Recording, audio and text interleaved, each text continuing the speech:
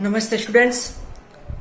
आज हम राजनीति विज्ञान शिक्षण शास्त्र के अंतर्गत सूचना एवं संप्रेषण तकनीकी इसके बारे में जानेंगे कि अधिगम प्रक्रिया में विद्यालय के अंदर सीखने के लिए यह तकनीकी किस तरह से कारगर सिद्ध होती है, किस तरह से ये शिक्षण को सफल बनाती है, इसके बारे में आज हम अध्ययन करेंगे।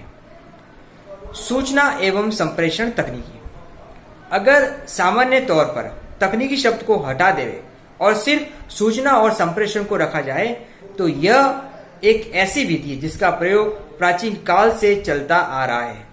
प्राचीन काल में भी प्रारंभिक कक्षाओं में इस तकनीक के माध्यम से शिक्षण को बेहतर ढंग से कराया जाता था। उस समय तकनीकी नहीं थी, लेकिन जो भी उस समय के जो माध्यम थे उन माध्यमों का सही रूप से प्रयोग कर बालकों के शिक्षण को प्रभावी बनाया जाता था। तो यही संप्रेषण तकनीकी को आज हम टेक्नोलॉजी से जोड़कर तकनीकी रूप के आधार पर इसको हम जानेंगे। अब हम जानते हैं सूचना एवं संप्रेषण तकनीक का महत्व। इसके अर्थ के बारे में जाना कि तकनीकी के आधार पर जो सूचना और संप्रेषण बालकों तक पहुंचाया जाता है, जिसको हम इंग्लिश में आईसीटी बोलते हैं, इंफॉर्मेशन एंड कम्युनिकेशन टेक्नोलॉजी, इसका क्या महत्व है इसके बारे में हम जानते हैं। सबसे पहला महत्व है सरल रूप से ज्ञान प्राप्त। अब बालकों को जो ज्ञान है वो सरल रूप से प्रदान किया जाता है, कोई इसमें समस्या नहीं आती है। आप कहीं भी घर बैठे भी बच्चों तक इसको पहुंचा सकते हैं। और दूसरे रूप में माना जाए तो आज बहुत से विद्यालयों में स्मार्ट क्लास शुरू हो चुकी है। तो स्मार्ट क्लास में जो शिक्षण है वो प्रभावी और सरल रूप से बच्चों तक ज्ञान को पहुंचाया जा रहा है। दूसरी बात है रुचिपूर्ण। ये किताबों की बोरियत को दूर करके थोड़ा सा माहौल को रुचिपूर्ण कर देती है। अगर टेक्नोलॉजी का इस्तेमाल करके किसी प्रोजेक्टर के माध्यम से हम बच्चों को शिक्षण करवाते हैं तो ज्ञान भी प्रदान कराया जाता है और वातावरण को रुचिपूर्ण भी बनाया जाता है।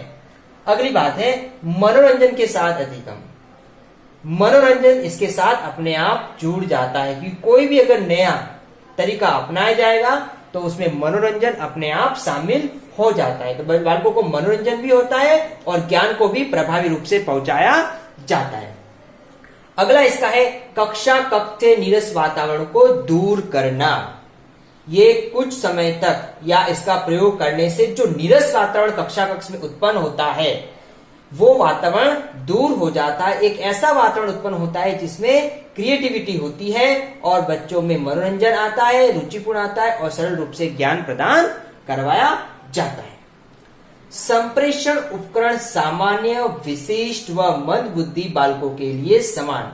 अब जिस उपकरण का प्रयोग किया जाता है उस उपकरणों को जो तीनों तरह के बालक होते हैं, विशिष्ट बालक होते हैं, सामान्य बालक होते हैं और मंद बुद्धि के बालक होते हैं, उनके लिए सामान्य रूप से यूज किया जाता है। तीनों तरह के बालक इसको आसानी से समझ सकते हैं और इसके उपयोग को समझकर इससे जो ज्ञान प्राप्त हो रहा है उसको समझ सकते हैं। जो मंद बुद्धि का बालक होगा वो भी इसके प्रयोग से उसको इंटरेस्ट आएगा, मनोरंजन उत्पन्न होगा, रुचि उत्पन्न होगी और उस ज्ञान को आसानी से प्राप्त कर सकता है।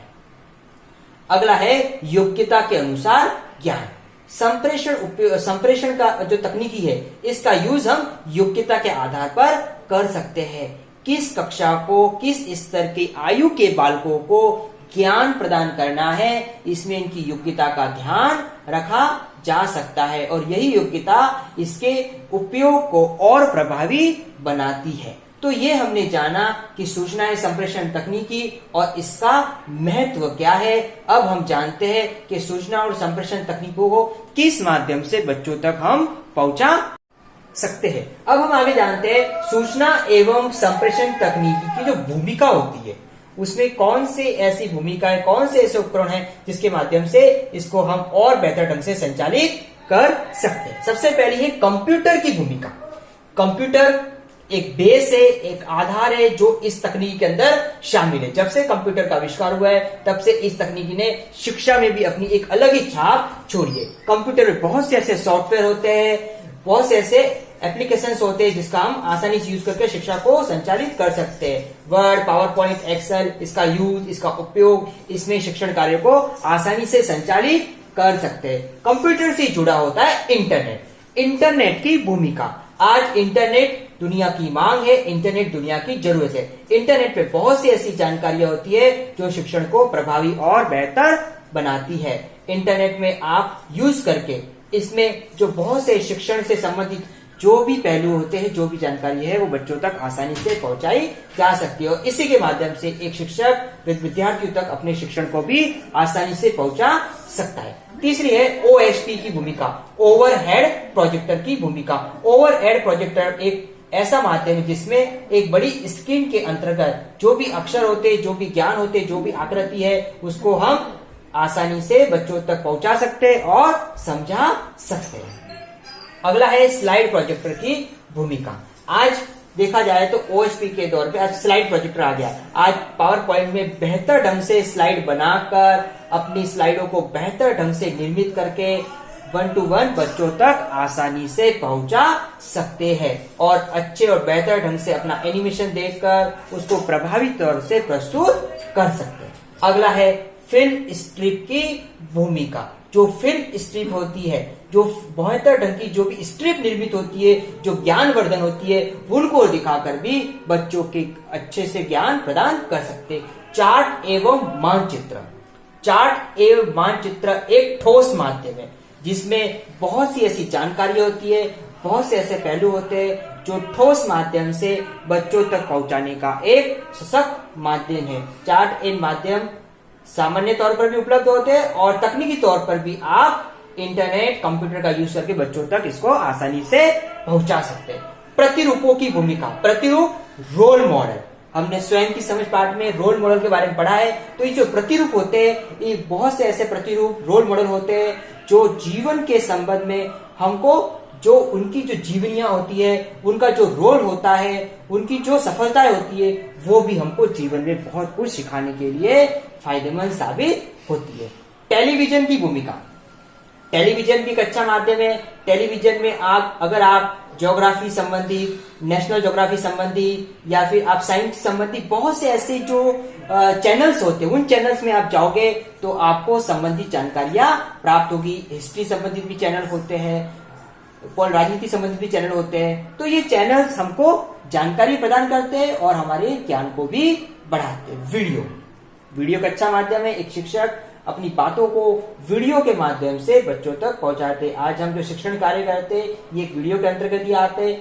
हर शिक्षक अपनी वीडियो को बनाकर YouTube के माध्यम से आप तक पहुंचाने का प्रयास कर रहे हैं, तो ये भी एक अच्छा माध्यम है। यानी ये बहुत सी ये भूमिका होती है। कंप्यूटर की भूमिका, इंटरनेट की भूमिका, OHP की भूमिका, स्लाइड प्रोजेक्ट की भूमिका, फिल्म स्ट्रिप की भूमिका, चार्ट एवं मानचित्र, प्रतिरूपों की भूमिका, टेलीविजन की भूमिका एवं वीडियो। इन भूमिकाओं के माध्यम से सूचना एवं संप्रेषण तकनीकी को बेहतर बनाया जा सकता है और ज्ञान को अच्छे से समझाया जा सकते हैं। तो आज की कक्षा में हमने जाना कि सूचना एवं संप्रेषण तकनीक क्या है, इसका महत्व और इसकी भूमिका के बारे में जाना। अब अगली कक्षा में हम जानेंगे कि शिक्षा के क्षेत्र में इसका प्रयोग किस तरह से किया जा रहा है। Thank you.